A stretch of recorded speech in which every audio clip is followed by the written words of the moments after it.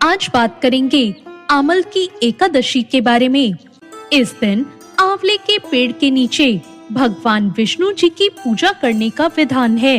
दिन भर व्रत रखा जाता है और आमल की एकादशी व्रत की कथा सुनी जाती है।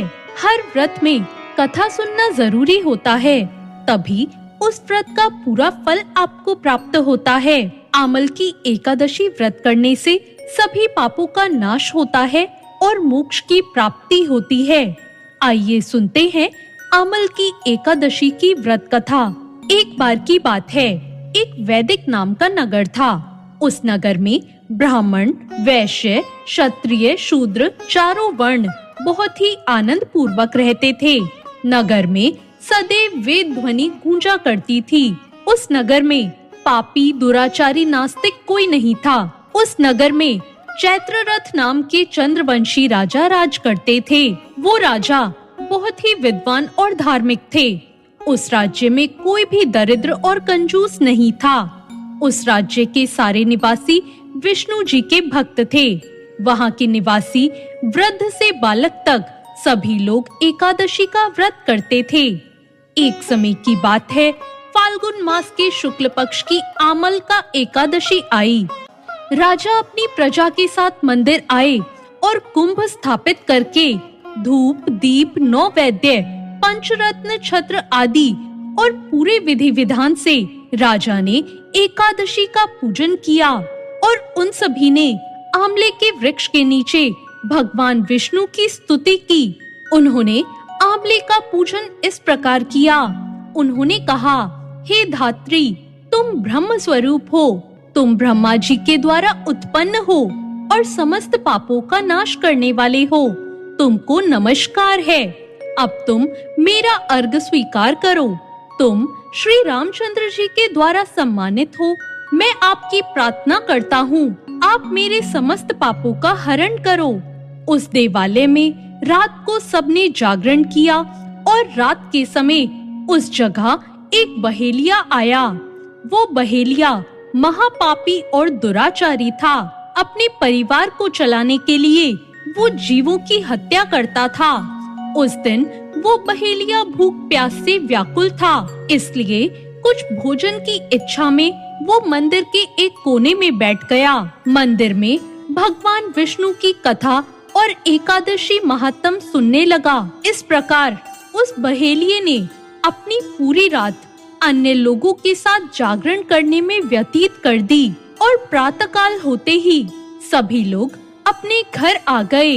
इसी प्रकार वो बहेलिया भी अपने घर चला गया और उसने भोजन किया।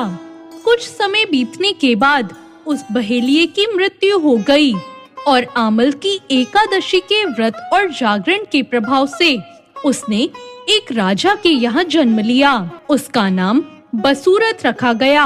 जब वो बड़ा होकर राजा बना तो उसकी एक बहुत बड़ी सेना थी जो धन धान्य से युक्त थी।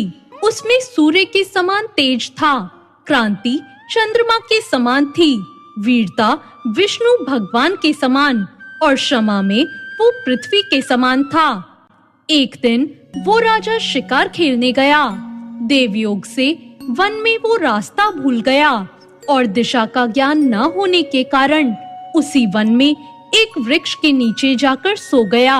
उसी समय पहाड़ी से डाकू आए और राजा को अकेला देखकर मारो मारो बोलते हुए उस राजा पर टूट पड़े। डाकू कहने लगे कि इस राजा ने हमारे माता पिता को, हमारे पुत्रों को, सभी संबंधियों को मारा है, इसलिए इस राजा को देश से निकाल दिया गया है, इसलिए हमें इसे मार देना चाहिए। और ऐसा कहते हुए वो उस राजा पर अस्त्र शस्त्र का प्रहार करने लगे। उनके अस्त्र शस्त्र राजा के शरीर पर गिरते ही नष्ट हो जाते और राजा को पुष्पों के समान प्रतीत होते। उन डाकुओं के सभी अस्त्रों का उन पर उल्टा प्रहार होने लगा, जिससे वो सभी मूर्छित हो गए। और उसी समय राजा के शरीर से एक दिव्य देवी प्रकट हुई। वो देवी बहुत ही सुंदर थी और सुंदर वस्त्रों और आभूषणों से अलंकृत थी और उन देवी की आंखों से लाल लाल अग्नि निकल रही थी। और फिर वो देवी उन डाकुओं को मारने दौड़ी और उन्होंने समस्त डाकुओं को मार दिया।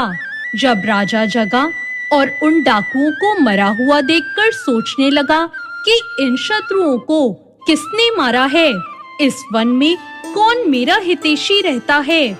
जब राजा को ऐसा विचार आया और तभी आकाशवाणी हुई, हे राजन, इस संसार में विष्णु भगवान के अतिरिक्त तेरी कौन रक्षा कर सकता है। इस आकाशवाणी को सुनकर राजा अपने नगर वापस आ गया और सुखपूर्वक राज करने लगा। तो ये थी आमल की एकादशी की व्रत कथा।